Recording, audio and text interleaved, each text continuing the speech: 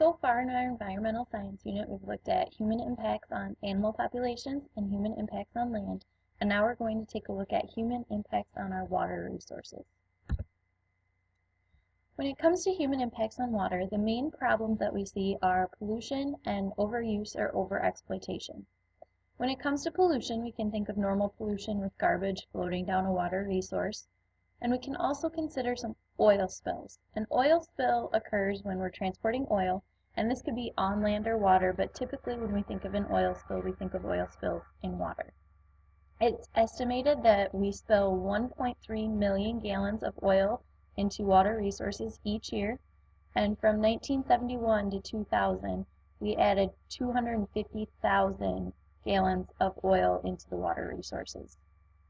We can also look at acid rain as a type of pollution. Acid rain is rain that has a low pH or lots of hydrogen added to it, and it has a really harmful effect on our resources, plants, and animal habitats. How acid rain occurs is through air pollution. In air pollution, we pick up all those extra hydrogen, and as we have precipitation, the acid rain will weaken plants, and it also makes water environments unlivable for many things. Now, because of the pollution and overusing our water resources, we limit the resources available for our own survival. Especially in areas on the west coast in the United States, Nevada and California, they have a lot of drought seasons, and during these drought seasons, they're using their water resources a lot faster than they can be replenished. So as they're doing this, there's no fresh water or limited fresh water available for them to use. We can also negatively impact our human health by polluting our water resources. That is something that is going to affect our health in the long run.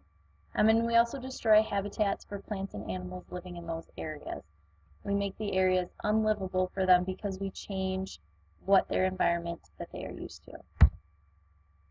So solutions that we can do to help prevent some of these problems or reduce these problems to our impacts on water is through education. By learning what impacts we have on our water resources, we can make better decisions in using those resources.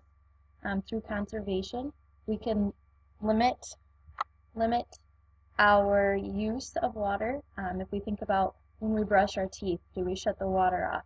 As we take a shower, do we try to take short showers so we conserve as much water as possible? Water recycling is this idea that we can take used water or sewage water and recycle and clean it up so that it can be used for different resources.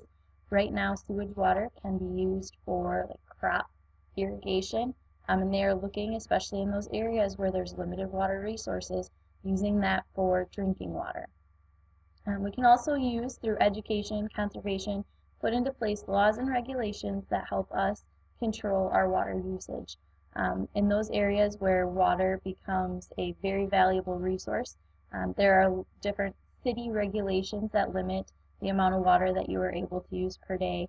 You're not able to water your lawn on certain areas or certain days. So we've put into place government regulations and laws to help conserve our water resources. As individuals, we can also limit the amount of pollution that we contribute to the environment and create strategies to clean already polluted water. As we talk about oil spills, they're working on ways that how can we clean up water after an oil spill occurs.